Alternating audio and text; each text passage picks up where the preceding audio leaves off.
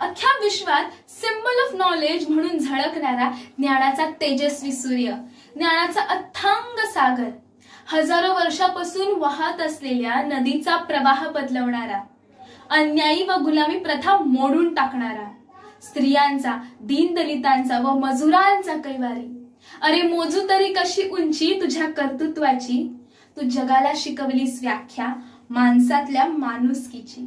तू देव नव्हतास, देवदूतही नव्हतास, तू मानवतेची पूजा करणारा महामानव होतास.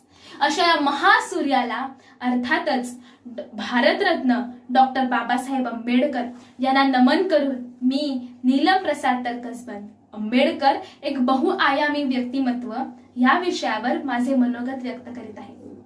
माणसाला आपल्या दारिद्र्याचे अर्थात आपल्या गरिबीची लाज वाटता कामा नये. लाज वाटायला हवी तर आपल्या अंगी असलेल्या दुर्गुणांची.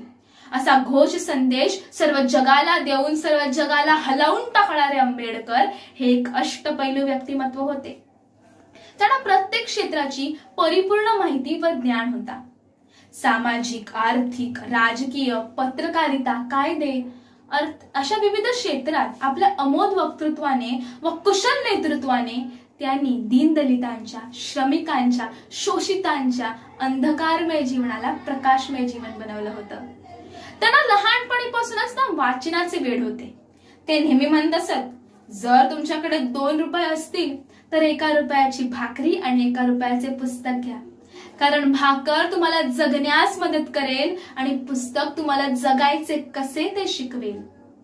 आंबेडकरांचा जन्म एका गरीब परिवारात झाला होता. त्यात भर म्हणजे मागासलेली जात असा सिक्का उमटलेला.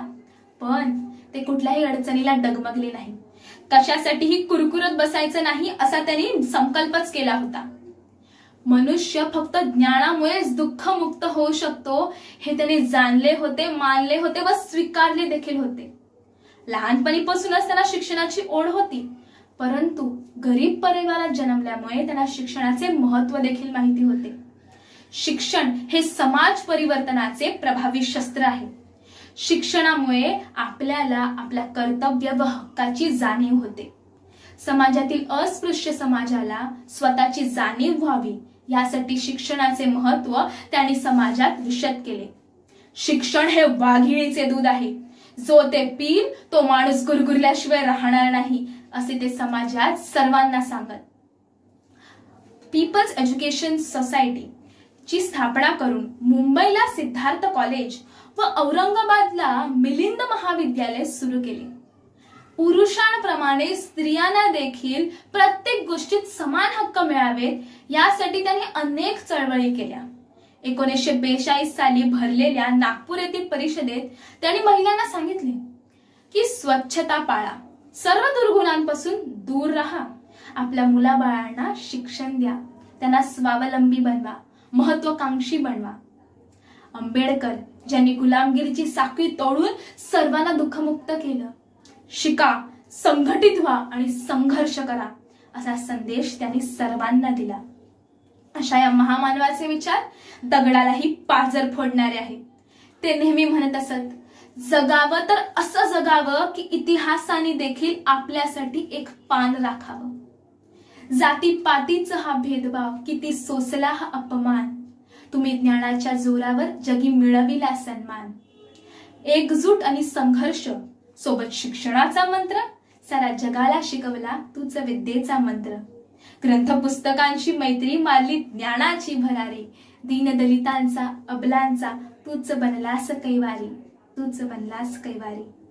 शेवटी जाता जाता मला तुम्हा सर्वांना एवढेच सांगावेसे वाटते, जिसने देश को संविधान दिया, जिसने देश को संविधान दिया, उनकी यही कहानी थी. शिक्षा की मन में जब जागी, तब ज्ञान की कीमत उन्होंने पहचानी थी. जब ललकारा छुआछूत की सोच ने, तब झुककर पानी पीने की शर्त भी उन्होंने मानी थी. भले ना हो जीवन लंबा, बनाना है उसे महान, यही उन्होंने दी हुई सीख थी. जो किसी ने ना सोचा वो कर दिखाया, क्योंकि जात पात की लकीर उन्हें मिटानी थी. बांधा बिखरे देश को एक संविधान से, देशभक्ति दिलों में उन्हें जगानी थी. ऐसे ही 1956 में खत्म हुई उनकी ये जिंदगानी थी. अमर है वो महान सोच, अमर है वो महान सोच जो जितनी गहरी उतनी स्वाभिमानी थी। उन्होंने आवाज उठाई क्योंकि हिंदुस्तान को नई दिशा दिखानी थी। जिसने रच दिया संविधान वो तो अंबेडकर जी की कहानी थी, वो तो अंबेडकर जी की कहानी थी। धन्यवाद।